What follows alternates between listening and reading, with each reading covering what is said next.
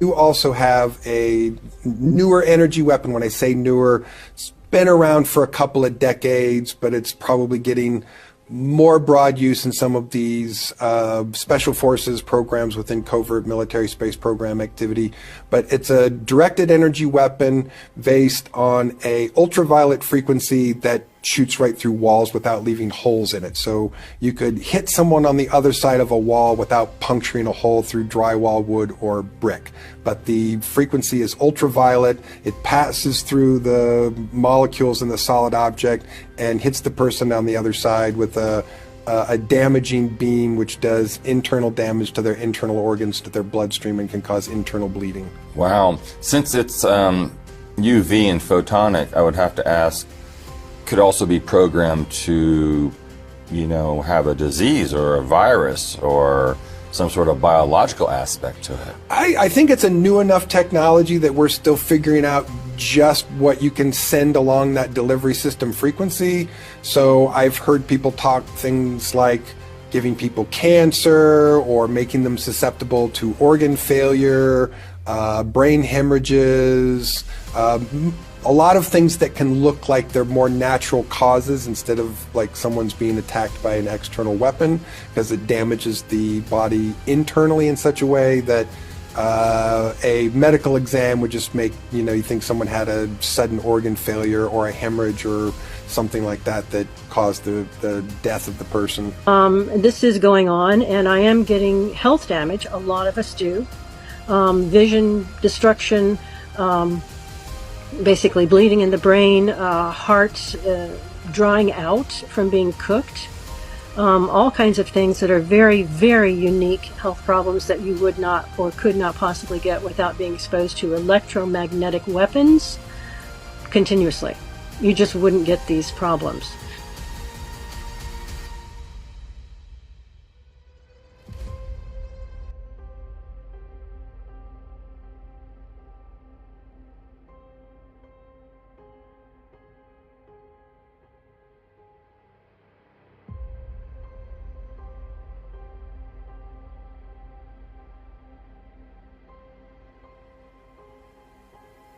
What you're seeing right now is where I worked. It was the NSA Weapons of Space Directorate, and that was the project that I was on.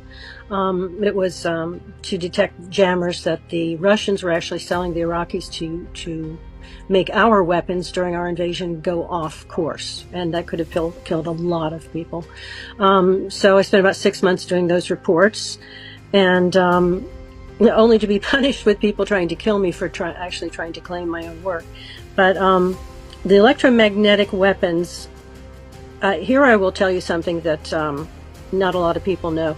In Florida, the electromagnetic weapons were supplied to the fusion centers by the Naval Security Group in Panama City.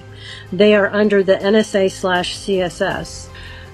So there are people who are totally invested, and they do go to the authorities, and the authorities either tell you, oh, you're crazy, or they say, sorry, we can't help. I went to this duty officer, told him, and he said, what is your name again? And he said, come on, follow me to the parking lot. And he went to looked like a private car, maybe his own personal sedan, and he opened the trunk and he took out a handful of folders, and he said, there you are. He said, and he opened it up and read a little bit, and he said, I'm not allowed to help you. Meaning you don't have any civil or constitutional rights. I'm not allowed to help you or take a report.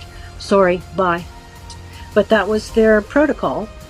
That's how they did it. They wanted to hit you 24/7 as much as possible, to poison your cells, wear you down, and make you die from what they hoped would look like natural causes. Now what you're showing right here is a Raytheon Raven's Claw device. Excuse me.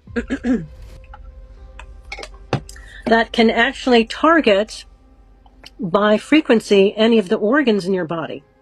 I was actually sent to the ER with them targeting one of my kidneys.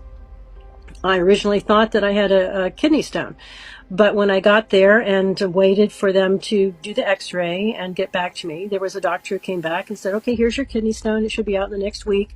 Oh, I see you've had an organ removed. I said, no, I never have. Can you be born without whatever organ is missing? And he said, no, you can't. So this isn't your x-ray.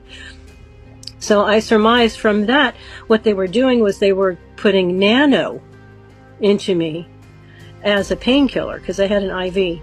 And after that, my sensitivity to the directed energy weapons going through the house was much increased, because what they do is that they catch and reflect back into your body the frequencies you're being hit with. You can be hit with weaponized Wi-Fi, and I can't tell you all the different types, but there is pulsed microwave, like you have heard in basically concerning the diplomats. There are a multitude of other types and variations of the weapons they have. One thing is heterodyning. Well, what is heterodyning? They can hit you with an extraordinarily high-pitched sound that sears through your brain. And heterodyning would be not just picking a frequency and hitting you from 3 different directions with it, but heterodyning would be a couple of different frequencies that really exacerbate the damage each other will give you. So that is that's like having something sear through your head. And one of the ways that they basically lock into you gives you tinnitus, and they're saying now that tinnitus actually can cause brain damage.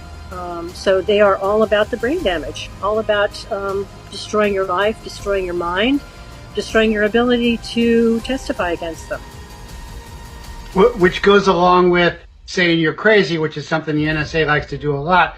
And of course, Karen, please continue. And would you agree with me that now everybody is being targeted through the jab and the booster systems with the mRNA, so they can target genetically and biologically almost anyone they want all the time, anytime?